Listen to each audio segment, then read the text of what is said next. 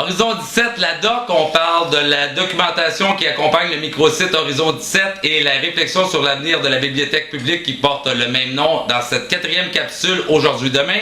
Bienvenue et merci de votre intérêt. Votre accès au futur est autorisé. Lors de l'émission précédente, j'ai fait allusion au paradoxe du rangement, clin d'œil aux Grecs antiques et à leur passion pour le cosmos et la cosmétique. De toute façon, je vous l'admets aussi, de vous inviter à visiter le microsite Horizon 17, non pas pour y obtenir des informations, mais pour travailler à la réflexion sur l'avenir de la bibliothèque publique ou plus généralement au renouveau institutionnel québécois. Je m'explique et récapitule en toute vitesse. Sur le microsite Horizon 17, vous trouverez dans le désordre une vingtaine de fiches signalétiques discutant de grands thèmes qui peuvent être valorisés ou discriminés dans la propre réflexion que vous menez sur des sujets apparentés à la réflexion sur l'avenir de la bibliothèque publique. Tout ça pour dire que ces 18 fiches signalétiques sont peu ou pas du tout organisées, ce qui vous offre, me semble-t-il, du moins une très grande liberté d'interprétation, mais aussi d'intégration, puisque ce désordre peut faciliter la mise en relation d'une ou de l'autre et donc l'appropriation des concepts dans vos termes, selon des intérêts, des objectifs, mais des valeurs également qui sont propres à vous. Au cours de la prochaine saison d'émission Aujourd'hui-Demain, je compte me retrousser les manches et consacrer une capsule pour chacune de ces fiches, de ces vocables ou de ces concepts afin de mieux en discuter avec vous. Ou bref, vous donner mon humble opinion sur ceux-ci. Maintenant, inviter des gens à visiter un site web, fût-il un microsite, fût-ce pour le biais de la bibliothèque publique, pour favoriser le changement, le progrès social ou le renouveau institutionnel, ce n'est pas ce qu'il y a de plus chic, j'en conviens. C'est ici qu'intervient la documentation Horizon 17, que vous trouverez aisément sur Barricade en sélectionnant l'onglet Horizon 17 qui se trouve dans la colonne de droite de la plupart de nos pages, dont la page accueil de la Barricade du tomisland.net. Contrairement au microsite Horizon 17, cette documentation est plutôt bien organisée. Elle est divisée en plusieurs courts chapitres et chacun de ces chapitres peut être consulté en version courte. On y retrouve quelques grands axes de réflexion sur lesquels tablent les chapitres 2, 3, 4 et 5. Ces chapitres, que vous trouverez à la suite d'une également très brève introduction, sont respectivement intitulés Temporaliser le présent, Deviner l'avenir, Habiliter les communautés et Être créatif, ce qui offre un honnête aperçu des thèmes dissertés. La documentation Horizon 17 offre un cadre de réflexion mieux organisé que le microsite Horizon 17, même si elle est divisée en plusieurs chapitres. C'est une lecture relativement agréable qui peut s'effectuer en 30 minutes ou moins. Dans le deuxième chapitre, nous cherchons à établir en quoi le changement ou l'évolution institutionnelle des 60 dernières années peut être considéré comme outrageusement décevant dans cette tentative de temporaliser le présent avec des termes et un vocabulaire très contemporains. Dans Deviner l'avenir, le chapitre suivant, nous expliquons en quoi et pourquoi il est important de presser le changement, en quoi et pourquoi il est important de donner souffle à une réflexion sur l'avenir de la bibliothèque publique animée d'un sentiment d'urgence.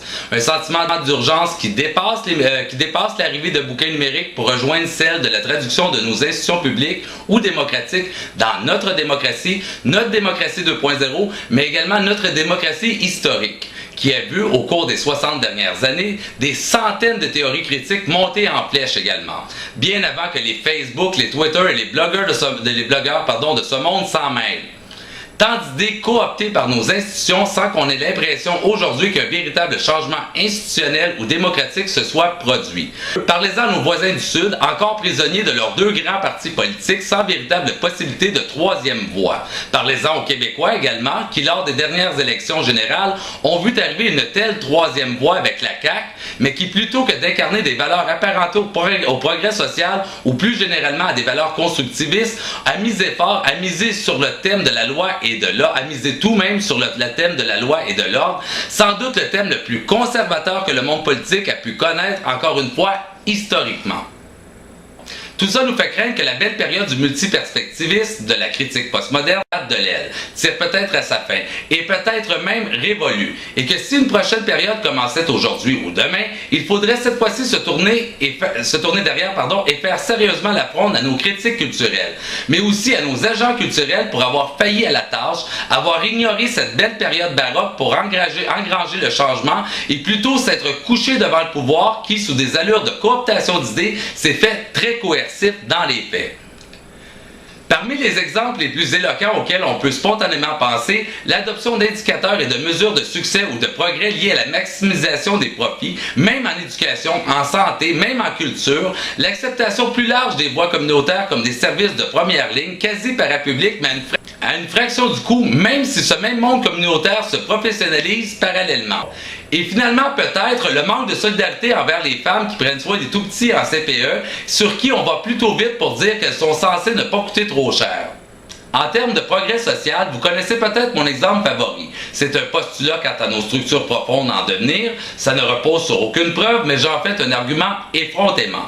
Si ça continue comme ça, dans une génération, peut-être deux, vos filles regarderont sévèrement leurs propres filles qui souhaitent profiter d'un congé de maternité plutôt que de s'afficher capables de travailler jusqu'au jour J et reprendre le boulot 5 minutes après avoir appris le sexe de l'enfant.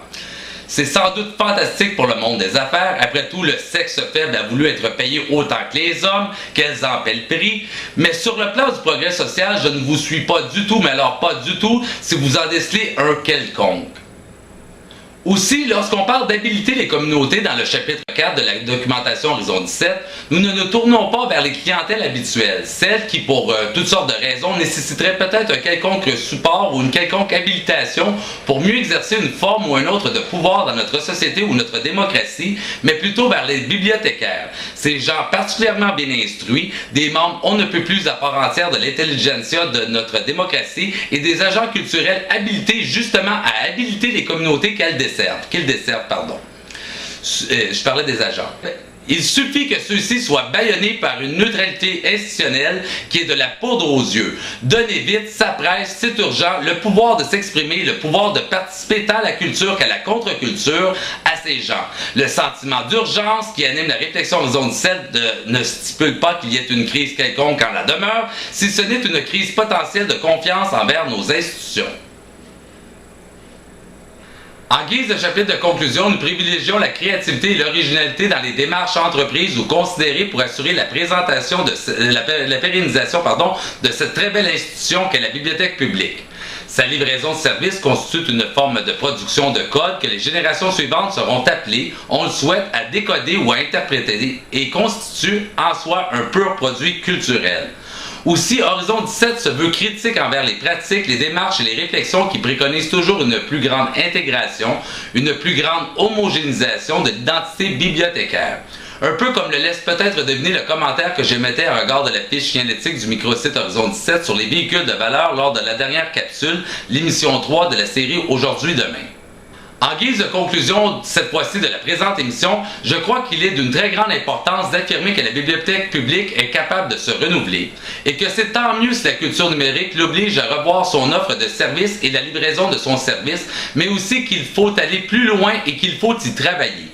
Que ce soit à travers notre réflexion sur l'avenir de la bibliothèque publique Horizon 17 ou sur l'autre grand chantier que nous ouvrirons incessamment sur Barricade et intitulé celui-là « Ta critique média, pilier de notre démocratie », participez pleinement de la vie démocratique en vous impliquant, en faisant entendre votre voix, en proposant des idées originales, en explorant tous les possibles pour que jamais, au grand jamais, l'imagination ne devienne une ressource non renouvelable. Allez, à bientôt, merci d'être là.